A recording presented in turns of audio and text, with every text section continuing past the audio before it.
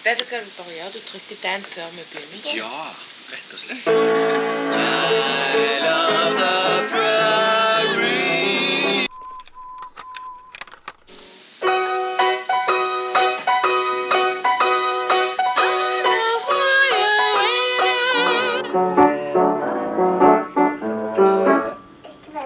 Nei, ikke bry deg om, Benedikte. Bare synge selv. Jeg går og setter på en kopp kaffe.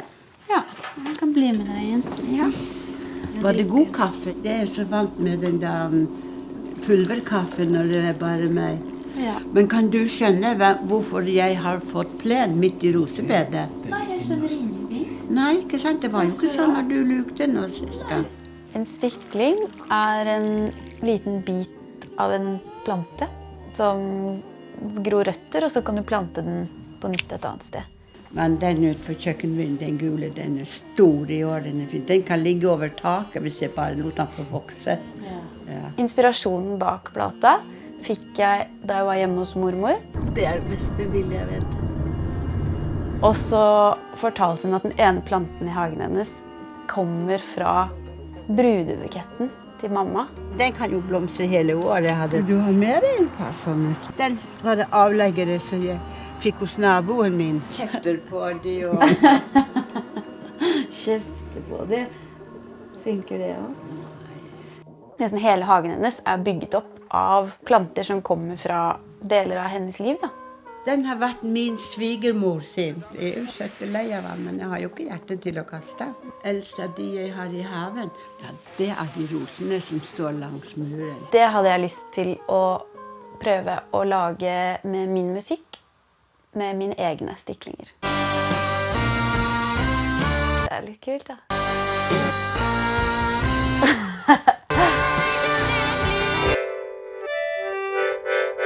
Det er litt sånn starten av plata. Høres sånn ut. Det er sånn... Rosehus. Jeg tenkte på var notatene til hele plata.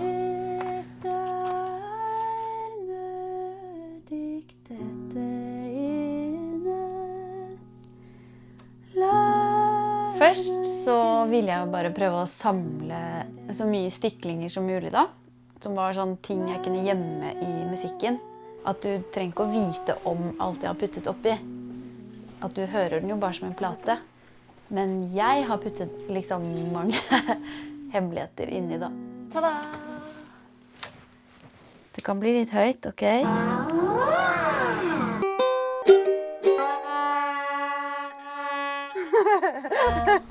Her er noen av alle de kassettene som jeg fant hjemme hos mamma og pappa. Det er fra hjemme hos mormor og morfar. Benedikte 1989, Petter Wallas 78, Hege og Petter synger.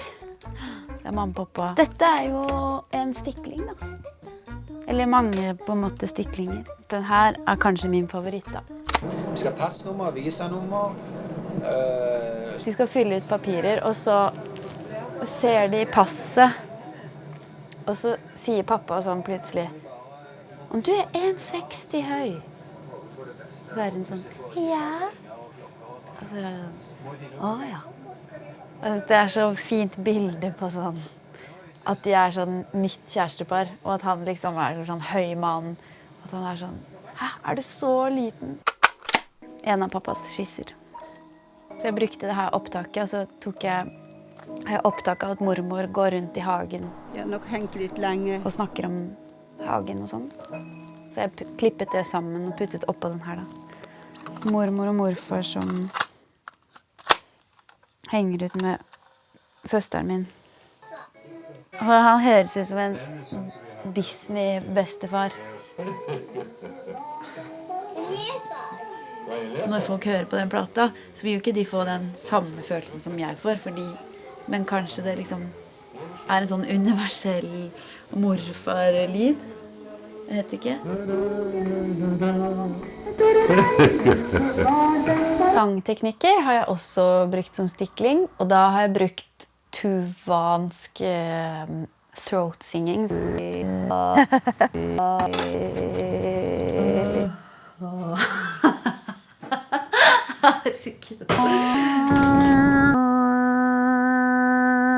Det å synge sånn renstemt, det har jeg øvd masse på.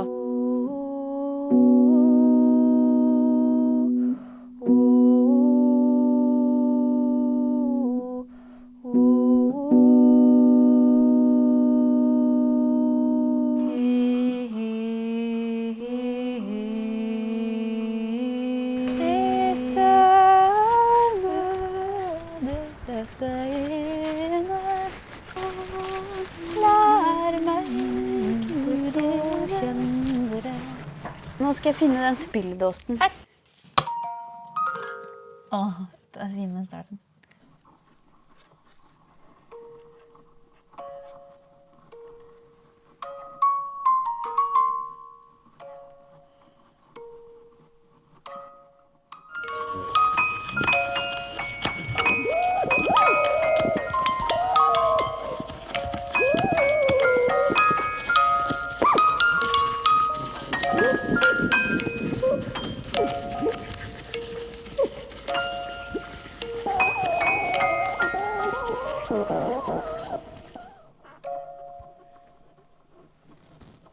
Det er så søt, den jumper sånn av gårde. Her er de her fra arabisk musikkteori. Så da har jeg tatt tetraakkorder da, og laget en skala, og så har jeg skrevet opp alle siffrene, altså 0 til 9, og så har jeg brukt det da til å lage melodier på for eksempel hjemnummeret til mormor og morfar, eller mobilen til mamma, eller sånn. Det er mormor og morfar, og mamma og pappa.